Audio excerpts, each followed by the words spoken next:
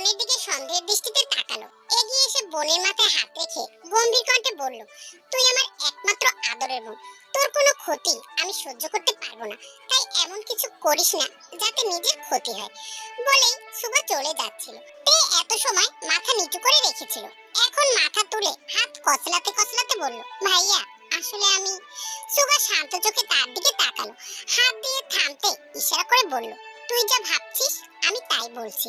তোকে আমি মেরে ধরে বোঝাতে পারবো না। তোর ঠিক ভুল দেখিয়ে দেওয়া আমার দায়িত্ব। তুই নিজেও জানিস সে তোর জন্য মঙ্গলজনক নয়। তের চোখ দুটো টলমল করতে লাগলো। কি করে সবাইকে বোঝাবে মনের কথা? সুগা বোনের মনোভাব বুঝলো, থমথমে গলায় বলল, তুই তাকে বলবি ভদ্রলোক হয়ে দেখাতে, তবেই আমি ভেবে দেখব। তে দৌড়ে গিয়ে ভাইকে জড়িয়ে ধরল, নাক টানতে টানতে বলল, ভাইয়া জিমিন খুব কাঁদছিল। সুগা অবাক না হয়ে পারল না, হতভম্ব হয়ে বলল, কেন কাঁদছিল? তোমার বিয়ের কথা শুনে। সুগা মুচকি এসে বলল, আমি তার সাথে কথা বলে নেব, তুই টেনশন করিস না। তে সম্মতি দিতেই সুগা রুম থেকে বেরিয়ে গেল। নিজের রুমে গিয়ে ফোন হাতে নিয়ে চলে গেল ছাদে। ছাদে বেশ নানা রঙের ফুল গাছ রয়েছে। সুগা ফুলগুলো হাত দিয়ে ছুঁয়ে দেখছিল আর ভাবছিল তার সাদাসিধা বোনটাকে নিয়ে জাঙ্কুকের মনে কি চলছে। দলের লোক লাগিয়ে যে কিছু করবে তারও উপায় নেই। এই অফারটা ইউনো তাকে দিয়েছিল, কিন্তু সে তা করতে পারেনি। কি করে করবে? ছেলেটার উপর যে তার বড্ড টান। কিছু ভালোবাসা মনের কোণে যত্ন করে রাখা থাকে, যা কেউ জানতে পারে না। জাঙ্কুকও বোধহয় আর কোনোদিন জানতে পারবে না। আকাশের দিকে তাকিয়ে দীর্ঘশ্বাস ফেললো।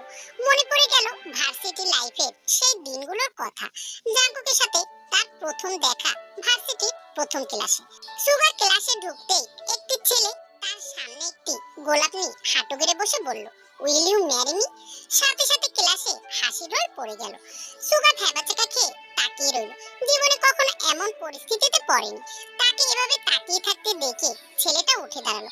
সবাইকে হাত ইশারা করে থামতে বলে নিজে হেসে সুগার কাঁধে হাত রাখলো। সুগা ইতস্তত করলো, ছাড়ানোর চেষ্টা করলো। তা দেখে ছেলেটি হেসে বলল, আরে কুল, আমার কোনো সমস্যা নেই। এমন করছিস কেন? আমি ভালো মানুষ, আমার কোনো দোষ নেই। এরা আমাকে ডেয়ার দিয়েছিল যে এখন ক্লাসে ঢুকবে তাকে বিয়ে প্রপোজ করতে হবে। সুগা সবার দিকে তাকাতেই সবাই সম্মতি দিল। ছেলেটি তখন তার কাঁধ ছেড়ে হেসে হাত বাড়িয়ে বলল, আমি জিয়ন জাঙ্কুক, মি নিয়ঙ্গি। ছোট্ট জবাব তার। জাঙ্কুক ভুরু কুঁচকে বলল, তুই কি মেপে মেপে কথা বলিস নাকি? শোন, তোকে আমার ভালো লেগেছে। আজ থেকে তুই আমার বেস্ট ফ্রেন্ড, বুঝেছিস? সুগা কিছু বলার আগেই স্যার চলে আসে। জাঙ্কুক তাকে টেনে নিয়ে নিজের কাছে বসায়। সুগা বুঝতে পারে ছেলেটা প্রচন্ড দুষ্ট, এর সাথে তার থাকা যাবে না, ইগনোর করে চলতে হবে। কিন্তু তার আশায় জল ঢেলে জাঙ্কুক সবসময় তার সাথেই লেগে থাকতো। প্রথম প্রথম খুব বিরক্ত হতো, কিন্তু একদিন লাইব্রেরি থেকে বই নিয়ে বের হতে গিয়ে একজন সিনিয়র ভাইয়ের সাথে ধাক্কা লাগে। সুগা সরি বলার আগেই নাক বরাবর ঘুষি মারে। প্রথম বর্ষের স্টুডেন্ট তারা, সিনিয়রদের সাথে টক্কর নেওয়া যাবে না, বিষয়টি ভেবে সমাধান করে নিতে চায়। কিন্তু সে কোনো কথাই শুনছিল না, তাকে ধাক্কাতে থাকে। লাইব্রেরির এই ঘটনা একজন জাঙ্কুককে বলতেই সে ছুটে আসে। হাতে নিয়ে এসেছে একটি বাঁশ। সিনিয়রটা তখন ওকে ছেড়ে দিয়ে জাঙ্কুককে বলে, কিরে মারবি নাকি? মার তো দেখি, মার। জাঙ্কুক মারবে এমন সময় সুগা তাকে পিছন থেকে জাপটে ধরে বলে, ছেড়ে দে জাঙ্কুক, ঝামেলা করিস না। কে শুনে কার কথা? জাঙ্কুক চেঁচিয়ে চেঁচিয়ে বলছিল, তুই আমার বেস্ট ফ্রেন্ডের গায়ে হাত দিচ্ছিস? এত বড় সাহস তোর! আজকে তোকে আমি বুঝাবো এই জিয়ন জাঙ্কুককে, তোকে ছাড়বো না। পরিস্থিতি খারাপের দিকে যাওয়াতে একটি স্যার এগিয়ে আসে, সবাইকে বকাবকি করে লাইব্রেরি খালি করতে বলে। সুগা জাঙ্কুকের হাত ধরে বাইরে নিয়ে আসে, শান্ত হয়ে বসতে বলল। জাঙ্কুক রেগে কিছু বলার আগেই দেখলো সুগার নাক থেকে রক্ত আসছে। সাথে সাথে উঠে দাঁড়ালো, ওকে নিয়ে একটি ফার্মেসিতে ঢুকলো। ড্রেসিং করিয়ে দুজনে একসাথে বের হলো। তবুও জাঙ্কুকের আফসোস গেল না। সে হতাশের স্বরে বলল, তুই আমাকে কেন আটকালি? ওকে আমি হসপিটালে পাঠিয়ে ছাড়তাম, এর জন্যই তোকে আটকিয়েছি। সিনিয়রের গায়ে হাত দিয়েছিস, জানাজানি হলে তোকে ভার্সিটি থেকে বের করে দিত, দিলে দিত। আমি অত কিছু ভেবে করি না। শোন, মাঝে মাঝে ভাবতে হয়, ভাবনা চিন্তা করে কাজ করতে হয়। যেমন ধরি মাছ না ছুঁই পানি। জাঙ্কুক না বুঝে বলল, মানে? সুগা মুচকি এসে বলল, ওই বেটাকে আমরা ভার্সিটির বাহিরে দেখে নেব। জাঙ্কুক কিছু সময় বড় বড় চোখ করে তাকিয়ে হেসে হেসে সুগাকে জড়িয়ে ধরল। গর্বের সাথে বলল, এই না হলে আমার দোস্ত। বলতে বলতে সুগার নাকে মাথা দিয়ে গুঁতা দিল। বেচারা চেঁচিয়ে উঠল। সাথে সাথে জাঙ্কুক দূরে সরে দাঁড়িয়ে কানে হাত দিয়ে সরি বোঝাল। সুগা হেসে ফেলল। অতঃপর বলল, বাসায় যেতে হবে এখন। জাঙ্কুক একা ছাড়লো না, সে নিজেই তার সাথে যাওয়ার জেদ ধরল। বাধ্য হয়েই সুগা তাকে নিয়ে গেল। তখন সুগা তার চাচার বাসায় থাকতো। সুগা অতীত থেকে ফিরে এলো। কিছু একটা বিড়বিড় করে ফোন বের করে জিমিনকে কল দিল। জিমিন মন খারাপ করে শুয়েছিল। হঠাৎ ফোন বাজতেই অচেনা নম্বর দেখে ধরলো না, রেখে দিল। কিন্তু আবারও বেজে উঠতেই কথা না বলে শুধু কানে ধরলো। সুগা গলা ছেড়ে বলল, শুনলাম কেউ নাকি আমার বিয়ের খবর শুনে কান্নাকাটি করছে। জিমিন থতমত খেয়ে নম্বরের দিকে তাকালো। এমপি মশাই ফোন করেছে। জিমিনের অভিমান হলো, কিছু বলল না, চুপ করে রইল। তারপরে সুগা আবারও বলতে লাগলো, কি কথা বলছো না কেন? শোনো মেয়ে, বিয়ে যদি করি তাহলে তোমাকেই করব, তাই এত কান্নাকাটি করতে হবে না। কিছু কান্না জমিয়ে রাখো, বিয়ের পরে কাজে দেবে। জিমি লজ্জায় লাল হয়ে গেল। এমপি মশাই কি বললো? এই খচ্চর লোক তো আস্ত একটা পাজি। শোনো মেয়ে, বিয়েটা আগেই ঠিক করেছি, তোমাকে জানাইনি তোমার পরীক্ষায় প্রভাব পড়বে, তাই এখন জানালাম। যদি রাজি থাকো তো ভালো, আর যদি রাজি না থাকো তাহলেও হয়ে যেও, কারণ বিয়ে তো তোমাকে আমাকেই করতে হবে। জিমিন যেন কথা বলার ভাষা হারিয়ে ফেলেছে। এমনিতে সে এত কথা বলে, কিন্তু আজকে কিছুই বলতে পারলো না। তার যেন কেমন লজ্জা লাগছে। সে কোনো কথা না বলে ফোনটা কেটে দিল। সুগা নিভৃতে আকাশের দিকে তাকিয়ে মুচকি এসে বলল, ওমা, জাঙ্কুকের বোন তো দেখছি লজ্জাও পায়।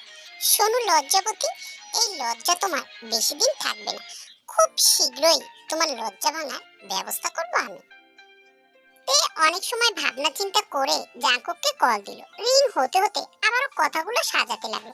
এই লোকের সাথে কথা বলে পারা যায় না। জাঙ্কুক সবে ক্রিকেট ব্যাট নিয়ে মাঠে নেমেছিল।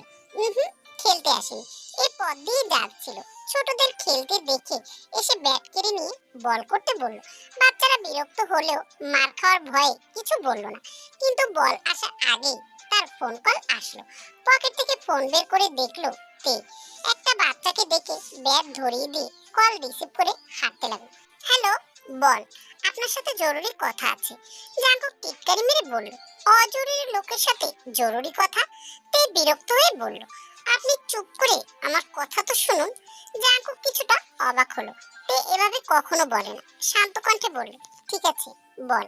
তে লম্বা শ্বাস টেনে বলল, ভাইয়া বলেছে আপনাকে ভদ্রলোক হতে, তবেই আমাদের বিয়ে ভেবে দেখতে। জাঙ্কুক না বোঝার ভান করে বলল, কি ভেবে দেখবে? আপনার আর আমার কথা। কোন কথা? তে চেঁচিয়ে বলল, বিয়ের কথা। জাঙ্কুক গম্ভীর কণ্ঠে বলল, তোর ভাইয়ের কথা আমি কেন শুনবো? বিয়ে কি আমি তাকে করব? তুই ভদ্রলোক হতে বললে ভেবে দেখতাম। আর কিছু বলবি? তে নাক টানতে টানতে বলল, আপনি সত্যি করে বলুন তো, আপনি কি আদৌ আমাকে ভালোবাসেন? জাঙ্কুক গম্ভীর কণ্ঠে বলল, ধর বললাম ভালোবাসি না, তবে কি আমায় ফাঁসি দিবি? আবার যদি বলি ভালোবাসি, তাহলে কি জামাই বানাবি? ফাজিল বেডি, কি সমস্যা তোর? মরে টরে গেছিস নাকি? এত সময় লাগে আসতে? তে যেন প্রস্তুতি ছিল এসব শোনার জন্য, তাই বেশ স্বাভাবিকভাবেই বলল, রাগ করিস না, এই তো চলে এসেছি। আসলে আমি গাড়ি আনিনি, রিক্সায় আসছি। ও আচ্ছা, বুঝেছি। এই তো তোকে দেখতে পেয়েছি, ওখানেই দাঁড়া। জিমিন ফোন কেটে সামনে তাকাতেই দেখলো তে হাত নাড়িয়ে তাকে ইশারা করতে। মিনিটের মধ্যে রিক্সাটা তার সামনে এসে দাঁড়ালো। জিমিন নিজেও উঠে পড়লো। তে তাকে এটা ওটা বলে 7-5 বুঝ দিতে থাকলো তার কেন দেরি হয়েছে। মূলত তারা কাল ভার্সিটিতে ভর্তি হতে যাবে। সাবজেক্ট চয়েসের রেজাল্ট দিয়েছে, বেশ কিছুদিন হয়ে গেছে। ভর্তির ডেটও দিয়েছে। সুগা 2 দিন একটু ফ্রি আছে, তাই এই সুযোগে ভর্তি করে দিয়ে আসবে বলেছে। কাল সকাল সকাল বের হতে হবে, যেহেতু জিমিনদের বাড়ি উল্টো দিকে, তাই জিন আজকে রাতটা তাদের বাড়িতেই থাকতে বলেছে। দাদাজান অনুমতি দেওয়াতে জিমিনও আর কোনো আপত্তি করেনি। দুজনে রিকশায় বসে বকবক করছিল। হঠাৎ রিকশা থেমে যাওয়াতে দুজনেই সামনে তাকালো। জাঙ্কুককে এ সময় দাঁড়িয়ে থাকতে দেখে দুজনেই অবাক হলো। তে কিছু বলার আগেই জিমিন বলল, আরে ভাইয়া, আপনি? জাঙ্কুক হালকা এসে বলল, আমি। নেমে পর দুজনে কথা আছে। তে আর জিমিন একে অপরের দিকে তাকালো। তে মাথা নেড়ে না বুঝালো। জিমিন জাংকুকের দিকে তাকাতেই সে নামতে ইশারা করলো। জিমিন কনফিউজড হয়ে গেল কি করবে, তাই জিজ্ঞাসা করলো, ভাইয়া নামবো কেন? জাংকুক আর চোখে তের দিকে তাকিয়ে বলল, কেউ তোদেরকে দেখতে চেয়েছে, যাবি? কে? আমার দাদিমা। দেখা করবি? জিমিন কিছু সময় ভেবে নেমে পড়ল, সাথে তেকেও টেনে নামালো। বেচারি এখন চুপ করে আছে। আসলে সেদিনের পর আর তে সত্যি করে জাংকুককে কল দেয়নি, সে দিলেও রিসিভ করেনি। জাংকুক ভাড়া মিটিয়ে দুজনকে ইশারা করে তার পিছু নিতে বলল। জিমিন তাই করলো। তার কেন জানি না জাংকুককে খারাপ লাগে না। ওকে যখন তুই বলে মনে হয় বড় ভাইয়ের সাথে কথা বলছে। কিন্তু একটা অদ্ভুত বিষয়, জাংকুককে সে এর আগে কখনো দেখেনি। এ বিষয়ে অবশ্য জাংকুক নিজেই তাকে ক্লিয়ার করে দিয়েছে। সে ছোট থেকেই ঢাকায় থাকে। রাস্তার অন্য পাশে জাংকুক জিপ রেখে গিয়েছিল। এ পাশে আসতেই বলল, দুজনেই উঠে বস। আমরা কি আপনার বাসায় যাব এখন? তে দেখে বসলো। জিমিন তোর যেতে হলে যা, আমি যাব না, চললাম বাড়ি। তে চলে যাওয়ার আগে জাংকুক তার সামনে এসে দাঁড়ালো। গম্ভীর কণ্ঠে বলল, শোন, তোর ভাইকে কোলে তোলার অভ্যাস আমার আছে, আর তুই তো এইটুকু। কথা না বাড়িয়ে উঠে পড়, সন্ধ্যার আগেই বাড়ি পৌঁছে দেব। তে বড় বড় চোখ করে তাকালো। কি বলে এই লোক? না না, এরই বিশ্বাস নেই, উঠতেও পারে। মুখ ফুলিয়ে জিপের মধ্যে উঠে বসলো। জিমিন মুখ চেপে হাসছে। জাংকুক নিজেও হাসলো। সিটি বাজাতে বাজাতে জিপ টান দিল। জিপ থামলো একটি বড় বাড়ির সামনে। উপরে বড় বড় অক্ষরে লেখা জিওন ভিলা। জিমিন আগে বের হলো। এত বড় বাড়ি দেখে সে অবাক হলো। হওয়ার অবশ্য কারণ আছে, এটা সুগাতের বাড়ির থেকেও অনেক বড়। তে জানে জিওন বংশের লোকেরা বড়লোক হয়, তবে জাংকুকের বেশভূষা দেখে এটাও ভাবতে পারেনি। তাদের ধ্যান ভাঙলো জাংকুকের ডাকে। কিরে, দাঁড়িয়ে পড়লি কেন? আয়। জিমিন শখ করে তো চলে আসলো। এখন তার নিজেরও একটু কেমন যেন লাগছে। তবে সে বুঝতে পেরেছে জাংকুক হয়তো তার পরিবারকে তেকে দেখানোর জন্য নিয়ে এসেছে। কিন্তু জাংকুক আসলে কি জন্য এনেছে এটা একমাত্র সেই বলতে পারবে। জিওন জ্যাকসন বাসায় নেই, তিনি তার মাকে নিয়ে চেক আপ করতে গেছেন। জাংকুক মূলত জ্যাকসনের ফুপি যিশু বেগমের সাথে দেখা করাতেই নিয়ে এসেছে। তার দাদার বোন সম্পর্কে তার দাদি হয়। ছোট থেকে এই বাড়িতে একমাত্র তার সাথে একটু ভালো সম্পর্ক জাংকুকের। সে জিমিন এবং তে দুজনের কথাই যিশু বেগমের কাছে বলেছে। তখনই তিনি দুজনের সাথে দেখা করতে চান, আর এই কারণেই তাদের এখানে নিয়ে আসা। জাংকুক একটি বড় দরজার সামনে দাঁড়িয়ে ঠক ঠক শব্দ করলো। যিশু শুয়েছিলেন। এমন শব্দে তার মুখে হাসি ফুটলো। উঠে বসার চেষ্টা করতে করতে প্রাণীর কণ্ঠে বললেন, আয়। জাংকুক ভিতরে ঢুকে তাকে আগে উঠে বসতে সাহায্য করলো। তারপর পাশে বসে ওদের দুজনকে এগিয়ে এসে বসতে বলল। যিশু জিমিনের দিকে একধানে তাকিয়ে রইল। মুখের ফেস দেখেই সে চিনতে পেরেছে। জাংকুক হয়েছে তার মা ন্যান্সির মতো, আর জিমিন হয়েছে তার বাবা জ্যাকসনের মতো। জাংকুক দুজনের সাথে পরিচয় করিয়ে দিল, তবুও তিনি বারবার জিমিনের দিকে তাকাচ্ছিল। তে সেদিকে খেয়াল করেনি। সে এখনো মুখ ফুলিয়ে বসে রয়েছে। বেশ কিছু সময় কথাবার্তা বলে জাংকুক উঠে দাঁড়ালো। বেশ দেরি হলে সুগা সন্দেহ করবে, আর দেরি করলো না, দুজনকে নিয়ে বেরিয়ে পড়লো। তে আজকেই প্রথম জানলো জাংকুকের মা নেই। এটা নিয়ে তের অনেক মন খারাপ হলো। তার প্রিয় দুটি মানুষেরই মা নেই। সে তো মা ছাড়া কিছু কল্পনাই করতে পারে না। তাহলে এই দুটো মানুষ কি করে কল্পনা করে? জিমিনের মা বাবা আছে কিনা সে কিছুই জানে না। শুধু সে নয়, জিমিন নিজেও জানে না। ছোটবেলায় একবার বোগামকে জিজ্ঞাসা করেছিল, কিন্তু তার রামধমক খেয়ে আর কখনো সাহস হয়ে ওঠেনি। আসলে তার দাদা জান আর দাদি জান তাকে এত বেশি ভালোবাসে, সে কখনোই অভাবটা বুঝতে পারেনি। এটা তের ধারণা। বাড়ি থেকে কিছুটা দূরে নামিয়ে দিতে দুজনে চলে যাচ্ছিল। জাংকুক পিছন থেকে তেকে ডাক দিল, তে। তে পিছনে না ঘুরে দাঁড়িয়ে পড়ল। জিমিন কিছুটা এগিয়ে গেল। জাংকুক তের সামনে এসে দাঁড়িয়ে একটি প্যাকেট এগিয়ে দিল, র্যাপিং পেপার দিয়ে মোড়ানো। তে না নিয়ে বলল, কি এটা? আগে ধর বলছি। না, নিব না। দেখ, রাগাস না, আমি একবারের বেশি ভালো করে বলতে পারি না। তে হাত বাড়িয়ে নিল। জাংকুক চলে যেতে ইশারা করলো। তে কিছুটা দূরে যেতেই জাংকুক মাথা চুলকে বলল, মিস করি তোকে, কল করলে ধরবি। তে বড় বড় চোখ করে তাকিয়ে পিছনে ঘুরলো, কিন্তু না, কেউ নেই। এই বেডা আজকেই প্রথম এত নরম কণ্ঠে কিছু বলল তাকে। জিমিন দূরে দাঁড়িয়ে তাকে ডাকে তাড়া দিল। বাড়ির ভিতরে আসতেই সুগার সাথে দেখা হলো। সে মুখ গোমড়া করে বসেছিল। ওদের আসতে দেখে উঠে দাঁড়িয়ে বলল, তুই রুমে যা, তোর বান্ধবীর সাথে আমার কথা আছে। জিমিন তার হাত চেপে ধরার আগেই সে চলে গেল। জিমিন কিছুটা ভয় ভয়ে তাকালো। এই বেডা তাকে কি বলতে চাচ্ছে? সুগা জিমিনের প্রতিগতি দেখে থমথমে গলায় বলল, শোনো মেয়ে, আমি বাঘ নই যে তোমায় খেয়ে ফেলবো। যা ভাবছো সে বিষয়ে এখন কিছুই বলবো না। ভয় পাওয়ার দরকার নেই। তোমার সাথে হিসাব আমি পরে মেলাবো। আগে আমার কিছু প্রশ্নের উত্তর দরকার। এসো আমার সাথে। জিমিন দাঁড়িয়ে দাঁড়িয়ে মশা মারছে। বিরক্ত লাগছে। লোকটা কেন তাকে ছাদে এনে দাঁড় করিয়ে রেখেছে? মাথায় কিছুই ঢুকছে না। সুগা ট্রাউজারের পকেটে হাত দিয়ে আকাশের দিকে তাকিয়ে আছে। পাশে যে কেউ দাঁড়িয়ে আছে এটা বোধহয় সে ভুলেই গেছে। জিমিন এবার গলা খাকারি দিয়ে বলল, দাঁড়িয়ে দাঁড়িয়ে মরে টরে গেলেন নাকি? সুগা সেদিকে দাঁড়িয়ে মাথা কাত করে জিমিনের দিকে তাকালো। এতক্ষণ সে কিছু একটি ভাবছিল, তবে এবার বলার সময় এসেছে। আবারও আকাশের দিকে তাকিয়ে প্রশ্ন করলো, তে কি জাঙ্কুককে ভালোবাসে? জিমিন চমকে উঠল। এমন প্রশ্ন করবে সে আশা করেনি। কি বলা উচিত ভাবতে লাগলো। সুগা আবার বলল, শোনো মেয়ে, একদম মিথ্যে বলার চেষ্টা করবে না। জিমিন বুঝলো এই লোক সব জেনে গেছে, গোপন করে লাভ নেই। তাই একটু ঘুরিয়ে পেঁচিয়ে বলল, বাঁচতেই পারে, দোষের কি? সুগা গম্ভীর কণ্ঠে বলল, অবশ্যই দোষের। ভালোবাসা কি যাচাই বাছাই করে হয়? সুগা থামলো না, উত্তর করলো, শোনো, অপাত্রে ভালোবাসা দান করলে কষ্টই পেতে হয়। জিমিন কিছু সময় চুপ থেকে বলল, জাঙ্কুক ভাইয়াকে কেন জানি আমার খারাপ মনে হয় না। সুগা চুপ হয়ে গেল। জিমিনের দিকে আর চোখে তাকালো। তার একটাই কথা মনে হলো, আপন মানুষ যতই খারাপ হোক তাদের আমরা খারাপ ভাবতে পারি না, তবে প্রকাশ করলো না। সুগা জানে না জাঙ্কুক কি এখন শুধু বখাটের মতোই চলাফেরা করে, নাকি আরো খারাপ অভ্যাসও গড়ে তুলেছে। তবে এবার খোঁজ নিতেই হবে। থমথমে গলায় জবাব দিল, কয়েকদিন দেখেই বলে দিলে সে ভালো। জিমিন এই প্রসঙ্গে কথা বলতে চাচ্ছে না, তাই কথা ঘুরিয়ে বলল, তের ক্ষতি হবে এমন কিছু আমি করতে দেব না, বিশ্বাস রাখতে পারেন। বিশ্বাস করলাম। আর তুমিও এইটুকু মনে রেখো, জিমিন এখন শুধু তোমার বান্ধবী নেই, সম্পর্কে ও তোমার ননদ হবে। আর তুমি নিশ্চয়ই চাইবে না তোমার ননদের জীবনটা নষ্ট হয়ে যাক। বাকিটা তোমার ইচ্ছে।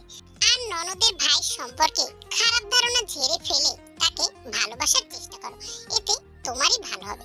সুগার কথা শুনে জিমিন লজ্জায় লাল হয়ে গেল। কি বলবে সে বুঝতে পারলো না। সে তো এই লোকটাকে ভালোবাসতে শুরু করেছে, কিন্তু সামনাসামনি তা প্রকাশ করতে পারে না। জিমিন লজ্জা পেয়ে ছাদ থেকে নেমে গেল। সুগা তাকিয়ে রইল জিমিনের দেওয়ার পানে। সুগা ঠান্ডা মাথার লোক, সে সবকিছু ঠান্ডা মাথায় হ্যান্ডেল করতে ভালোবাসে। কিন্তু জাঙ্কুকের ব্যাপারটা সে কি পারবে ঠান্ডা মাথায় সলভ করতে? জিমিন রুমে এসে দেখলো তে টেবিলে বসে কিছু একটা দেখছে। আশেপাশে কোনো খেয়াল নেই। তার সামনে এগিয়ে গিয়ে দেখলো জাঙ্কুকে দেওয়া সেই গিফটটা। জিমিন বিরক্ত হয়ে তের মাথায় চাটি মেরে বলল, এখনো খুলিসনি কেন? তে নাক থেকে চশমা টেনে ভালো করে পরে নিল। অতঃপর বলল, ভাল লাগে না। মারলি কেন? আমি তো তোর জন্যই অপেক্ষা করছিলাম। জিমিন খুশি হয়ে গেল। তেকে টেনে তুলে জড়িয়ে ধরে বলল, মারিনি কলিজা, তোকে কি আমি মারতে পারি বল? এখন চল গিয়ে খুলি। বিছানায় গিয়ে বসে দুজনে টেনে টেনে প্যাকেট খুলতে লাগলো। খুলতেই দুজনের চোখ কপালে উঠে গেল। একটা নয়, দুটো নয়, 5টা শাড়ি। বড়সড় প্যাকেটটা দেখেই বুঝেছিল অনেক কিছু আছে, তাই নিতে চাইনি। ভাগ্যিস সুগার দেখার আগেই দরজার পিছনে লুকিয়ে রেখেছিল, নইলে আজকে কপালে দুঃখ ছিল। সুগার আর জিমিন চলে যাওয়ার পরে সে গিয়ে নিয়ে এসেছে। জিমিন মাথায় হাত দিয়ে বল, এত শাড়ি চুড়ি ঝুমকা গাজরা কেন দিয়েছে? ভাইয়া কি জানে না তুই এসব পড়িস না? তে ছোট ছোট করে তাকিয়ে বলল, আমি কি তাকে এসব দিতে বলেছি নাকি? জিমিন হেসে বলল, আরে তুই তার সাথে কথা বলিস না, এজন্যই এগুলো দিয়েছে। আয় হায়, দেখছিস ভাইয়া কত বুদ্ধিমান। তে সেগুলো গুছাতে গুছাতে বলল, ছাই বুদ্ধিমান, আমি তাকে ভালো মানুষ হতে বলেছি, সরাইখানা খুলতে বলিনি। হঠাৎ শাড়ির ভাঁজ থেকে একটি চিরকুট নিচে পড়লো। জিমিন চট করে তুলে নিয়ে বলল, আরে এটা কি? তোকে চিঠি লিখেছে মনে হয়, পর পর, আমিও শুনতে চাই। তে এবার অবাক না হয়ে পারলো না। সে ভাবতে পারছে না জাঙ্কুকের মতো লোক চিঠি লিখতে পারে।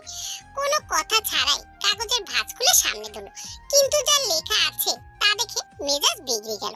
জিমিন হাসতে হাসতে শুয়ে পড়লো। গড়াগড়ি খেতে খেতে চিঠির লেখা বাক্যগুলো বলতে লাগলো, কি ভেবেছিস তোকে চিঠি লিখছি? শোন, ওসব আমি পারি না। ভালোই ভালোই আমার ফোন রিসিভ করবি, নইলে মেরে তোকে আর তোর ভাইকে উগান্ডা পাঠিয়ে দেব। জিমিন ভার্সিটি ভর্তির উদ্দেশ্যে আজকে ঢাকায় চলে গিয়েছে। লিসার মনটা বেশ খারাপ, মন খারাপ করে বসে রয়েছে। স্ত্রীর মন খারাপ দেখে বোগাম প্রশ্ন করলেন, কি হয়েছে, তোমার মন খারাপ কেন? তোমার মনে আছে কালকের কথা? বোগাম মুচকি এসে বলল, মনে আছে, কালকের দিনেই তো আমরা জিমিনকে পেয়েছিলাম, আর আজ দেখো মেয়েটা ঢাকা চলে গেছে। লিসা এবার নিজেও হাসলেন, দেখতে দেখতে মাইয়াটা কত বড় হয়ে গেল। আমার কিছু না পাওয়ার পূর্ণতা জিমিন, সৃষ্টিকর্তা কাউরে নিরাশ করে না। বোগাম গম্ভীর কণ্ঠে বললেন, এসব কথা কেন তুলছো? আজকে বড্ড সেই রাতের কথা মনে পড়ছে। লিসার শরীরটা বেশ কিছুদিন যাবত ভালো যাচ্ছে না, তাই তাকে নিয়ে শহরের এক হসপিটালে ডাক্তার দেখাতে যান বোগাম। সেখানে দেখা হয় নেন্সির সাথে। একটি নার্স কোথা থেকে এসে তাদেরকে বলে একটি মেয়ে ডাকছে। দুজনেই বেশ অবাক হয়ে মেয়েটির কাছে যায়। ভিতরে ঢুকতেই হুট করে একটি মেয়ে এসে ছোট্ট একটি পুতুলের মতো দেখতে বাচ্চাকে লিসার কোলে তুলে দেয়। দুজনেই বেশ চমকে ওঠে। মেয়েটা তাদেরকে আরো চমক দিয়ে বলে, ওকে কি আপনারা রাখবেন? নেন্সির কথা না বুঝতে পেরে বোগাম বললেন, তুমি এসব কি বলছো মা? ঠিকই বলছি, আমি চাই আমার মেয়েটি ভালো থাকুক, কারো করুণার পাত্র হয়ে নয়। আপনি বোধহয় আমাকে চিনেন না, তবে আমি কিন্তু আপনাকে ঠিকই চিনি মাস্টার মশাই। লিসা শুধু চেয়েছিল বাচ্চাটির মুখপানে, কি সুন্দর ফুটফুটে একটি মেয়ে। আরো অবাক করা বিষয় হলো তার দিকে চেয়ে হাসছে। বোগাম মুচকি এসে বলল, তা না হয় বুঝলাম তুমি আমাকে চিনো, কিন্তু মেয়েকে কেন দিতে চাচ্ছ? নেন্সি দীর্ঘশ্বাস ফেলে বলতে শুরু করলো, আমি গরিব ঘরের মেয়ে, অভাবের সংসার হলেও সুখের অভাব ছিল না। একদিন মস্ত বড় বাড়ি থেকে আমার বিয়ের প্রস্তাব আসে, তবে সেই লোক নাকি আগেও একবার বিয়ে হয়েছিল। এই কথা জানার সাথে সাথে আমি বিয়েতে অমত পোষণ করি, কিন্তু বাবা মা আমায় বোঝায় সেই লোকের কোনো দোষ নেই, তার বউ আরেকজনের সাথে চলে গেছে। তবু আমার মনটা টানছিল না, কিন্তু বাবার অসুস্থতার দোহাই দিয়ে মা রাজি করায়। অবশেষে বাধ্য হয়ে রাজি হয়ে গেলাম। আর আরেকটা অপছন্দের জিনিস ছিল রাজনীতি। বিয়ের দিন সকালে জানতে পারলাম আমার স্বামীর নাম জিওন জ্যাকসন। তিনি নাকি গম্ভীর ধরনের রাগী মানুষ। এখন আর ভাবার সময় নেই, তাই কারো কথায় কান দিলাম না। বিয়েটা হয়ে গেল। লোকটা 5 মিনিট ভালো ব্যবহার করলে 10 মিনিট খারাপ ব্যবহার করতো, তবুও মানিয়ে নেওয়ার চেষ্টা করেছি। বাড়িতে একটা শাশুড়ি আর একটা কপি শাশুড়ি, তাদের কথাতেই সারাক্ষণ চলতে হয়। মেয়ে মানুষের সে বাড়িতে কোনো কদর নেই। আমার প্রথম সন্তান ছেলে হয়, তাকে আমি গ্রামের স্কুলে ভর্তি করিয়ে দিতে চাই, কিন্তু আমার স্বামী রাজি হয় না। সে বলে তার ছেলেকে বেস্ট স্কুলে পড়াবে। আমার ছোট্ট ছেলেটাকে আমার থেকে আলাদা করে শহরে তার ভাইয়ের বাসায় পাঠিয়ে দিল। ছেলেটার যে কি কান্না, মা ছাড়া সে যাবে না, তারা কেউ বুঝলো না। যদিও প্রতিদিন সে আমাকে কল দিত, অনেক সময় কথা বলতো, কিন্তু মায়ের মন কি তা মানে? সেই বাড়িতে আমার মন টেকে না। তারা আমাকে কোনো কিছুর অভাব দিত না, এটা ঠিক, কিন্তু আমার ছেলেটাকে আলাদা তো করে দিয়েছিল। দীর্ঘদিন এভাবেই কেটে গেল। ছেলে বড় হচ্ছিল, সৃষ্টিকর্তার কাছে অনেক কাকুতি মিনতি করে একটা মেয়ে চাইছিলাম, আল্লাহ নিরাশ করলেন না। আর একটা সন্তান পেটে আসলো আমার। আমার মন বলতো মেয়েই হবে। বোগাম অনেক সময় পর কথা বললেন, জিজ্ঞাসা করলেন, তাহলে এখন কেন দিতে চাচ্ছ? আমার স্বামীর জন্য। সে চায় না তার কন্যা সন্তান হোক, তাদের বাড়িতে কেউ চায় না। আমাকে বলেছে যদি মেয়ে হয় তাহলে কাউকে দত্তক দিয়ে দেবে। আমি চাই না আমার মেয়ে অন্য কোনো ঘরে বড় হোক। আমি চাই সে একজন আদর্শবান মানুষের কাছে মানুষ হোক। লিসা এবার মুখ খুললেন, বললেন, কিন্তু তার কন্যা সন্তানের উপর এত রাগ কেন?